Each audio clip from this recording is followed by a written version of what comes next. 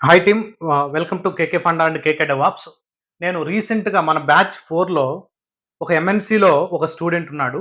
అతను ఇంటర్నల్‌గా client round attend అయ్యి, అతను మన దగ్గర ట్రైనింగ్ అయిన తర్వాత ఓన్లీ డాకర్ అండ్ క్యూబర్నెటిస్ మీద పని చేయాలనేసి డిసైడ్ అయ్యాడు.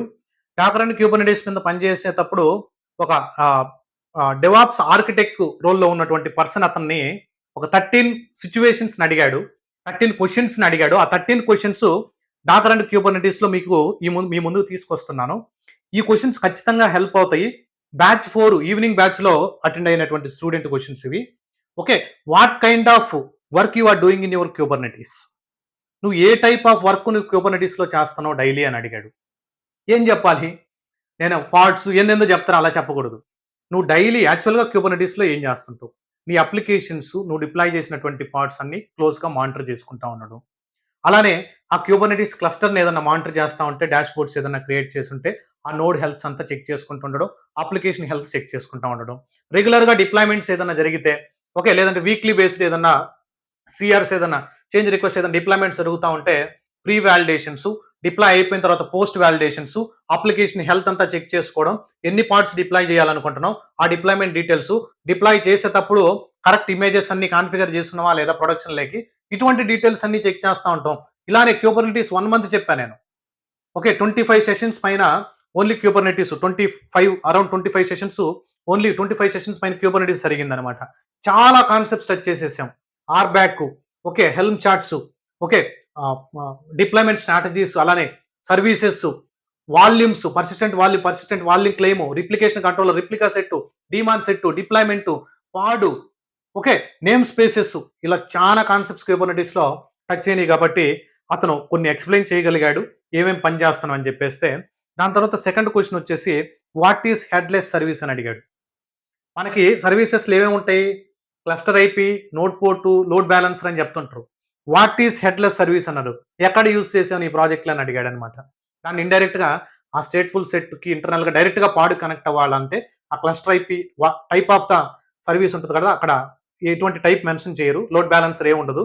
కానీ హెడ్‌లెస్ సర్వీస్ కొంచెం ఎక్స్‌ప్లెయిన్ చేయాలి మీరు. Okay. Then what is ingress? Balancing, load balancing, అది ఇంగ్రెస్ రూల్స్ ఎలా కాన్ఫిగర్ చేస్తావు? ఇంగ్రెస్ మీద అడిగాడు ఒక సిట్యుయేషన్. తర్వాత have you wrote any YAML files for your project? నీ ప్రాజెక్ట్‌కి నువ్వు ఏదైనా యామెల్ ఫైల్స్ రాసావా? ఓకే. అది డిప్లాయ్‌మెంట్ యామెల్ ఫైల్ గాని, పీవీ యామెల్ గాని, పర్సిస్టెంట్ వాల్యూమ్ క్లెయిమ్ యామెల్ గాని, లేదనుకుంటే వేరే డిఫరెంట్ కాన్ఫిగరేషన్‌కి సంబంధించి సర్వీస్ యామెల్ గాని, లేదంటే నేమ్ స్పేస్‌కి సంబంధించి నువ్వు యామెల్స్ ఏదైనా రాసావా? మనం లైవ్‌లో క్లాస్‌లో యామెల్ ఫైల్స్ రాసుంటాం కాబట్టి, మీరు ఏవైతే యామెల్స్ రాసారో, నేను ఏవైతే రాసామని చెప్పమంటానో, అవి రాసానని చెప్పండి. ఓకే. మీరు ఆల్రెడీ మీరు ఎక్కడైనా ట్రైన్ అయ్యి ఉంటే. దాని తర్వాత రిక్వెస్ట్ అండ్ లిమిట్. ఎగ్జాక్ట్‌గా 1 ½ అవర్ తీసుకొని చెప్పాను. 1 hour, 1 ½ hour request and limits మీద యాక్చువల్ సిట్యుయేషన్ చెప్పు.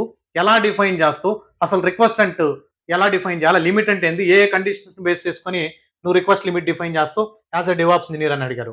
మళ్ళా అదే మళ్ళా క్యూబర్నెటిస్‌లోనే what is service? Different types of services అడిగాడు. Sixth question. ఇంత చెప్పాను కదా! Cluster IP, node port, load balancer గురించి చెప్పండి. ఓకే. అలానే సెవెంత్ క్వెషన్ వచ్చేసి what is init containers in Kubernetes?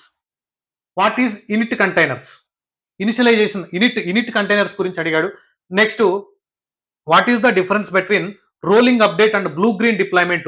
You told right deployment strategies అని. రోలింగ్ అప్డేట్ అంటే ఏంటి? బ్లూ గ్రీన్ డిప్లాయ్‌మెంట్ ఏంటో డిస్కస్ చేసాడు. మనం క్లాస్‌లో డిస్కస్ చేసింది యాజ్ ఇట్ ఈజ్ చెప్పేదానికి ట్రై చేయండి. Next what type of deployment you are using in your project? నీ ప్రాజెక్ట్‌లో మేము హైర్ చేయడానికి మీ ప్రాజెక్ట్‌లో నువ్వు ఏ టైప్ ఆఫ్ డిప్లాయ్‌మెంట్స్, నేను ప్రాజెక్ట్ చేశాను, 4 టూల్స్ ఇంటిగ్రేట్ చేసేసాను అయిపోయింది కాదు. అలా కాదు. ఏ టైప్ ఆఫ్ డిప్లాయ్‌మెంట్ స్ట్రాటజీ నువ్వు యూజ్ చేసి జనరల్ డిప్లాయ్‌మెంట్స్ అన్ని చేస్తున్నావు అన్నాడు. Okay. Fine. Next what is kubelet? నువ్వు ప్రతి నోడ్‌లో క్యూబ్లెట్ రన్ అవుతుంటది. దాని గురించి చెప్పండి. నెక్స్ట్ క్లస్టర్ ఐపీ మీద ఇండైరెక్ట్ క్వెషన్ అడిగాడంట. బట్ హియర్ ఇండైరెక్ట్ క్వెషన్ అని మెన్షన్ చేశాడు. I need to check with him. Okay. What is API gateway? ఆ ట్రాఫిక్ ఈ ఫ్రంట్ ఎండ్‌కి వచ్చే ముందు మనకి ఆ ఏపీఐ గేట్‌వేని హిట్ చేసినప్పుడు ఆ యూఆర్ఎల్ అక్కడ ఏపీఐ గేట్‌వే మీద క్వెషన్ అడిగాడు.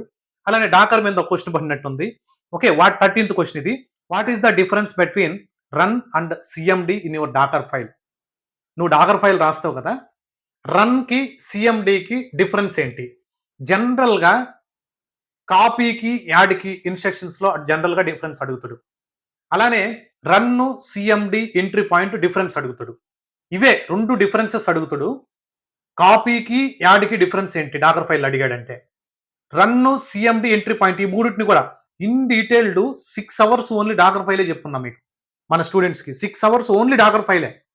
డాకరు 14 సెషన్స్ అడిగితే 6 అవర్స్ ఓన్లీ డాకర్ ఫైల్ గురించే చెప్పుకుంటాను. చాలా ఇంపార్టెంట్. ఆ డిఫరెన్సెస్ కూడా ఒకసారి చెక్ చేసుకోండి.